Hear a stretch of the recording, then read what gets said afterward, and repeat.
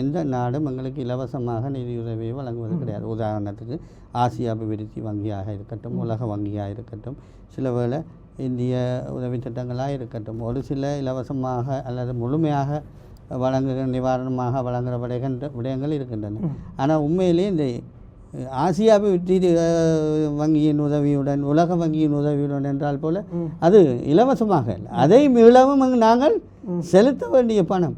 எங்களுடைய அரசாங்கம் அந்த நீண்டகால அடிப்படையிலே, கடன் அடிப்படையிலே தான் அந்த உதவிகள் பெறப்படுகின்றன. அந்த உதவிகள் நிச்சயமாக நாங்கள், எங்களுடைய மக்கள், நாங்கள் அனைவரும் செலுத்த வேண்டிய உதவிகள்.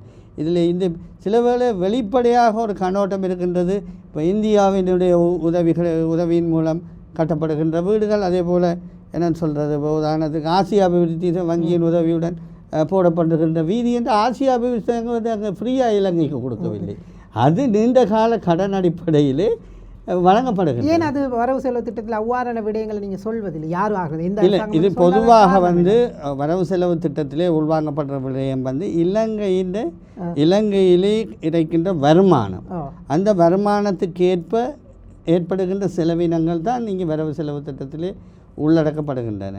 ஏனைய நீங்கள் சொல்கின்ற அந்த அமைப்பு ரீதியான விடயங்கள் அதுவும் இருக்கின்றன. அந்த ஒப்பந்தங்கள் அடிப்படையிலே, நீண்டகால அடிப்படையிலே, சில வேளைகளிலே வரவு செலவு திட்டத்தில் உள்வாங்க முடியாத ஒரு சில வேளை 5, 6, 10 வருடங்களுக்கு கூட நீண்டு செல்லக்கூடிய செயற்திட்டங்களாக இருக்கலாம். அப்போ அந்த வகையிலே இங்கே இலங்கையுடைய வருமானம்,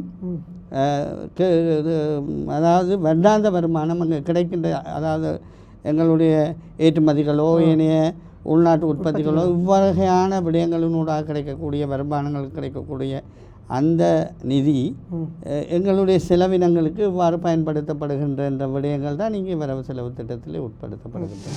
மேலதிக செய்திகளுக்காக எமது யூடியூப் தளத்தை சப்ஸ்கிரைப் செய்யுங்கள்.